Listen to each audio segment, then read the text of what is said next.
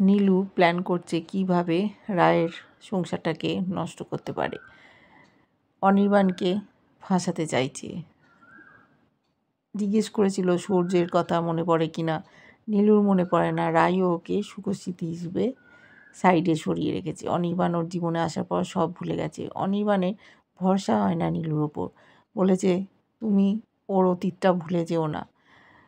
রান্নাবাড়ি করে খাওয়াচ্ছে, এদিকে ওরা নিজেদের মতো সময় কাটাচ্ছে বলে নীলুর গা জ্বলে যাচ্ছে। বলছে মনে মনে, তোরা এরকম খুনসুটি করবি আর আমি তোদের রাঁধুনি হয়ে থাকবো? এটা কখনোই হতে পারে না। তোদের কি করে জব্দ করতে হয় আমি দেখাবো। ঠিক সময় মতো আমি তোকে শায়েস্তা করব। এদিকে অভিনয় করে যাচ্ছে।